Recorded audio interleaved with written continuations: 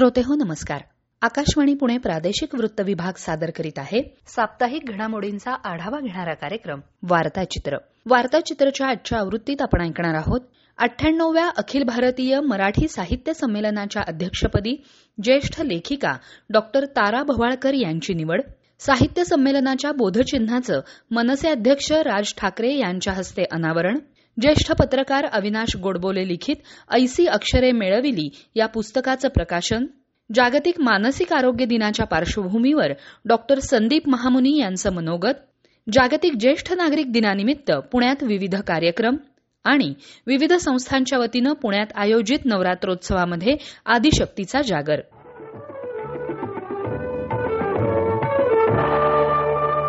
पुण्याच्या सरहद संस्थेच्या वतीनं दिल्लीमध्ये आयोजित करण्यात आलेल्या 98व्या अखिल भारतीय मराठी साहित्य संमेलनाच्या अध्यक्षपदी लोकसाहित्याच्या आणि लोकसंस्कृतीच्या ज्येष्ठ अभ्यासक आणि लेखिका डॉक्टर तारा भवाळकर यांची एकमतानं निवड करण्यात आली आहे. पुण्याच्या महाराष्ट्र साहित्य परिषदेत अखिल भारतीय मराठी साहित्य महामंडळाची बैठक झाली, त्यावेळी हा निर्णय घेण्यात आला. या बैठकीला महामंडळाच्या अध्यक्ष प्राध्यापक उषा तांबे, कार्यवाह उज्ज्वला मेहेंदळे, कोषाध्यक्ष प्रकाश पागे, उपाध्यक्ष गुरैया स्वामी, प्राध्यापक मिलिंद जोशी यांच्यासह साहित्य क्षेत्रातील अनेक मान्यवर उपस्थित होते.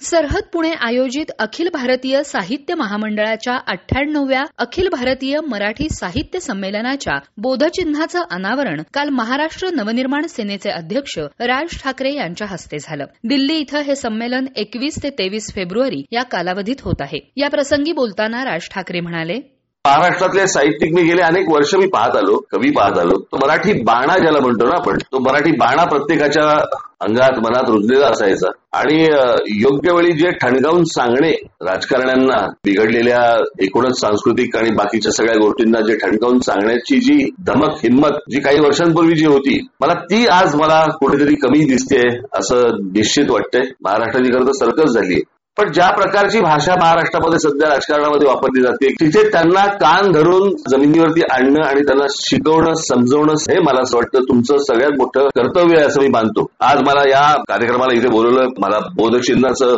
निवड करायला सांगितली. मी बाकीची जी बोधचिन्ह ज्यांची आली होती त्यांची मी दिलगिरी व्यक्त करतो, त्यांना वाईट वाटू नये. महाराष्ट्राचं प्रतीक म्हणून मला असं वाटतं की एक राजमुद्रा आणि महाराष्ट्राचं पेन ही गोष्ट त्याच्यामध्ये यावी असं मला त्या बोधचिन्हात वाटलं आणि ते बोधचिन्ह आज आपल्या समोर इथे सर्वांच्या साक्षीने प्रकाशित झालं. मी संजय नहार यांना खास करून मी त्यांना धन्यवाद देईन.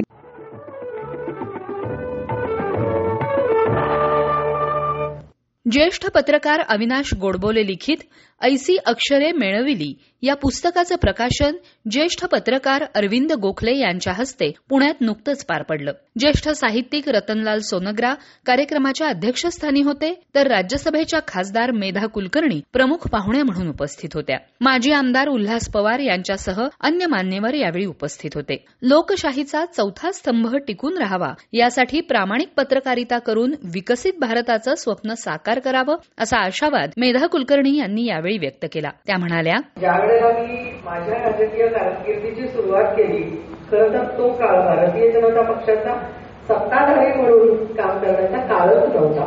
परंतु एक प्रकारचं अतिशय चांगलं वातावरण हे राजकारणामध्ये आणि एकंदरीतच पत्रकारांमध्ये, तर त्याच्यामध्ये तुम्ही त्या काळच्या पत्रकारितेवर भाष्य केलंय. मलाही कधी कधी असा प्रश्न पडतो, पत्रकारिता बदललीये का? मग राजकारण बदललं, एकंदरीत संपूर्ण समाजच बदलला म्हणून पत्रकारिता बदलली का पत्रकारिता बदलली म्हणून समाज बदलला? हा एकमेकांवर परिणाम करणारा आणि त्याच्यावर विचार करायला लावणारा असा मुद्दा आहे असं मला वाटतं. यावेळी बोलताना ज्येष्ठ पत्रकार अरविंद गोखले म्हणाले, सांगायचा मुद्दा असा की त्यांनी आणखी 2 गोष्टी लिहिलेल्या आहेत, त्याचा फक्त उद्धरचा उल्लेख करतो. त्यांनी एका सायनसैनिकाचा उल्लेख केलाय. त्या सायनसैनिकाचे संपादक हे माझे आधीचे संपादक होते. त्यांनी या दैनिकाचा अनुभव हे दैनिक काढावं असं त्यांना का वाटलं माहिती नाही. त्यांना त्यावेळेला अनेक लोकांनी अनेक तऱ्हेचे सल्ले दिले.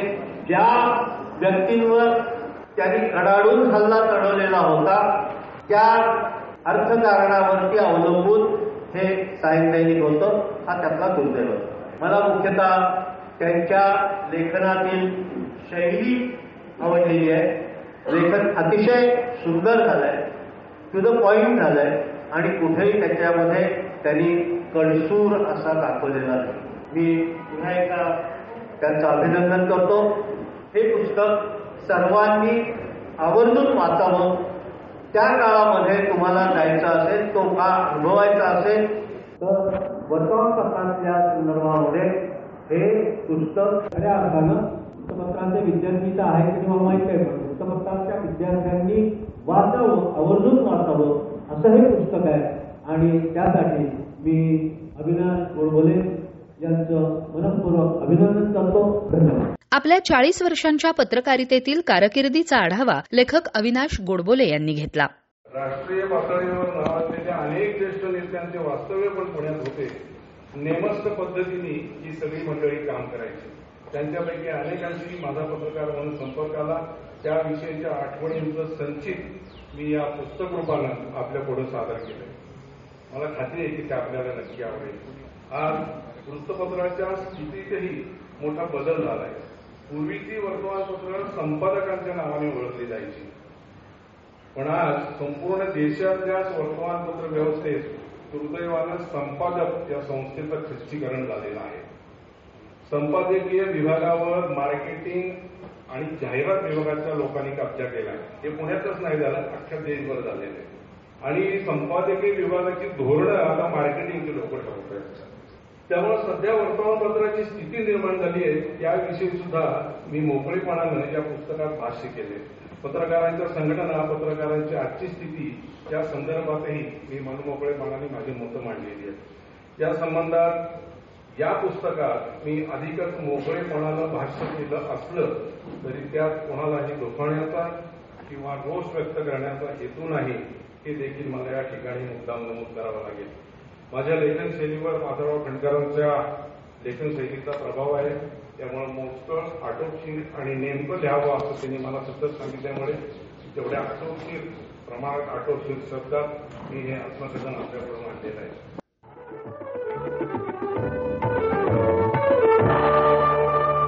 जागतिक स्तरावर वाढत्या मानसिक आजारांबद्दल जागृती निर्माण करण्याच्या उद्देशानं 10 ऑक्टोबर हा दिवस जागतिक मानसिक आरोग्य दिन म्हणून पाळला जातो. मानसिक आरोग्य हा प्रत्येकाचा हक्क आहे हे समजून घेणं गरजेचं आहे. मानसिक आरोग्याबद्दल विविध माध्यमातून व्यक्त व्हा, यासाठी मित्र, कुटुंब, सहकारी, सोशल मीडिया ही चांगली माध्यमं आहेत. व्यक्त व्हा, मुक्त व्हा, असं येरवडा मनोरुग्णालयाचे सहाय्यक अधीक्षक डॉक्टर संदीप महामुनी यांनी सांगितलं. ते म्हणाले, या वर्षीच्या जागतिक मानसिक आरोग्याची थीम आहे कामाच्या ठिकाणी आपलं मानसिक आरोग्य जपणं. जे आपलं कामाचं ठिकाण असेल तर तिथे आपलं मानसिक आरोग्य कसं उत्तम ठेवता येईल याबद्दल सर्वांनी जागरूक राहणं अतिशय गरजेचं आहे. कारण जेव्हा आपलं मानसिक आरोग्य सुदृढ असतं तेव्हा आपण आपलं काम अधिक प्रभावीपणे करत असतो. कामाचा ताण न घेणं हे अतिशय गरजेचं आहे. जेव्हा आपण मानसिक आरोग्याबद्दल बोलत असतो तेव्हा मानसिक आजार होऊ नये यासाठी आपण कटिबद्ध राहणं फार गरजेचं आहे. तर एकूणच काय, जर अर्थपूर्णपणे आपण आयुष्य जगलं, आनंदानं जर आपलं जीवन व्यतीत केलं तर आपल्याला दीर्घायुष्य लागतं. ज्या काही आपल्याला जबाबदाऱ्या आहेत ते आपण पार पाडू शकतो आणि जे आपण समाजाला सुद्धा एक देणं लागतो तर ते सुद्धा आपण यशस्वीपणे पार पाडू शकतो. त्यामुळे मानसिक आरोग्याकडे तुम्ही दुर्लक्ष करू नका. मानसिक जर व्याधी झालीच किंवा तुम्हालाही कुठल्याही प्रकारचे मानसिक ताणतणाव जाणवू लागला, मानसिक आजारांमध्ये कधी कधी शारीरिक त्रास होतो, जसं की छातीमध्ये धडधड होणं, छातीत दुखणं किंवा प्रचंड प्रमाणात घाम येणं, आपल्याला काहीतरी होईल असं वाटणं. जरी सगळे रिपोर्ट्स नॉर्मल असले तरी सुद्धा जरी आपल्याला वाटत असेल की मला काहीतरी आजार झालाय, तर हे जर असे प्रश्न तुम्हाला भेडसावत असतील तर तुम्ही नक्कीच तज्ञांचा सल्ला घेतला पाहिजे. मानसोपचार तज्ञांकडे जाण्यामध्ये कसलाही संकोच बाळगू नका.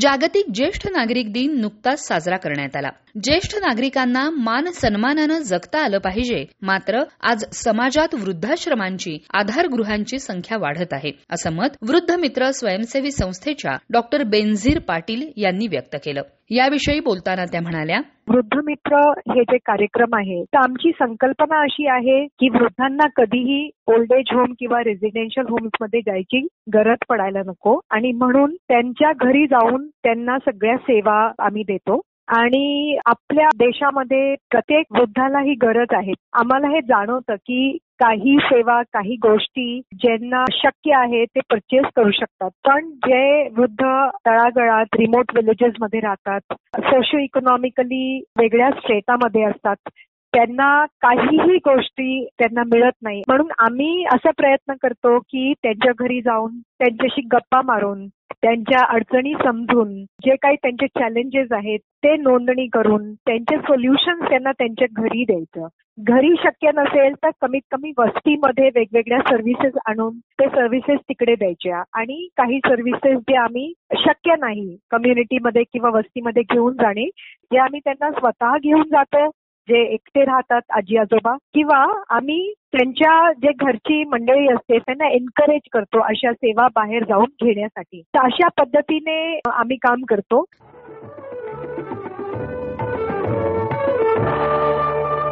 देशभरात नवरात्र उत्सव विविध पद्धतीनं साजरा केला जातो. दक्षिणेमध्ये नवरात्र हे गोलू उत्सव म्हणून साजरा करण्याची प्रथा आहे. हाच दक्षिणेतला गोलू उत्सव पाहण्याची संधी पुणेकरांना उपलब्ध झाली आहे. पुण्यातल्या रंगराजन या दाम्पत्यांनी हा महोत्सव साकारला आहे. गेल्या 30 वर्षांपासून पुण्यातल्या रास्तापेठ भागात हा गोलू महोत्सव साजरा केला जातो. वसुधैव कुटुंबकम ही यंदाची संकल्पना असून रामायणाचा देखावाही त्यांनी उभा केला आहे. दक्षिणेतल्या देवीच्या वैविध्यपूर्ण मूर्तींबरोबरच महाराष्ट्रातल्या तसंच उत्तर भारतातल्या 108हून अधिक मूर्ती इथं पाहायला मिळत आहेत. याविषयीची अधिक माहिती रंगराजन यांनी आकाशवाणीशी बोलताना दिली. 2024 नवरात्रीचा विशेष आकर्षण म्हणजे ह्या प्रदर्शनाचा उल्लेखनीय थीम वसुदैव कुटुंबकम आहे. ह्याच्यात आम्ही भारत आणि इतर प्रॉमिनंट इकॉनॉमीज, जगात नवनवीन जे काय चाललेले त्याचा एक दृश्य इथं दाखवलेली आहे. तसेच भारताचा युनिटी इन डायव्हर्सिटी दर्शवण्याचा एक हे आहे. भारताचा डेमोक्रेटिक युनिक आहे हे दर्शवलेली आहे. 1983 साली भारताने वर्ल्ड कप क्रिकेटमध्ये जिंकलेले पासून 2024 मध्ये भारताने वर्ल्ड कप चेसमध्ये जिंकलेले पर्यंत आपला यशाचा कौतुक करण्याचा दृश्य इथे लावलेली आहे. प्रदर्शनाचा मुख्य आकर्षण म्हणजे संपूर्ण रामायण. भारतात जे रामाचं मंदिर आहे, अयोध्यापासून सर्व रामाच्या प्रॉमिनंट देवळांचा उल्लेख केलेली आहे. इथं पुण्यात रेल्वे स्टेशन पासून रेसकोर्स पर्यंत, शनिवारवाड्यापासून इतर पेठांपर्यंत सर्व प्रॉमिनंट लोकेशन पाहायला मिळेल.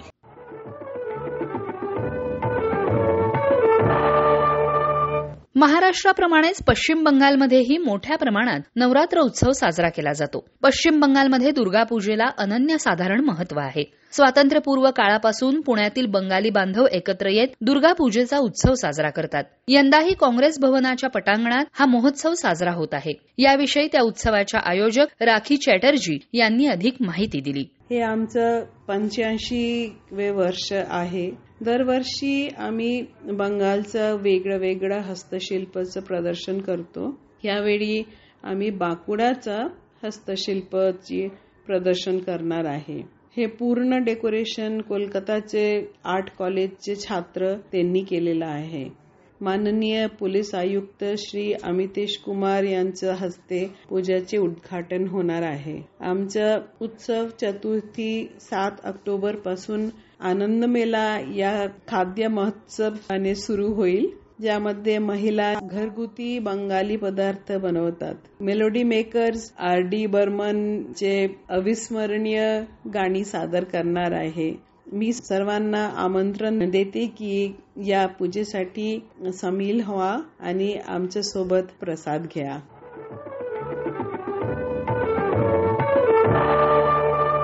तर श्रोते हो, हे होतं आजचं वार्ताचित्र. संपादन केलं होतं माधवी कुलकर्णी यांनी. संकलन होतं भूषण राजगुरू, नितीन जळूकर, श्रद्धा वारडे आणि सीमा चोरडिया यांचं. तंत्रसहाय्य आणि निवेदन पूजा दीक्षित. हा कार्यक्रम आकाशवाणी पुणे केंद्राच्या प्रादेशिक वृत्त विभागानं सादर केला. पुन्हा आपली भेट पुढच्या आठवड्यात.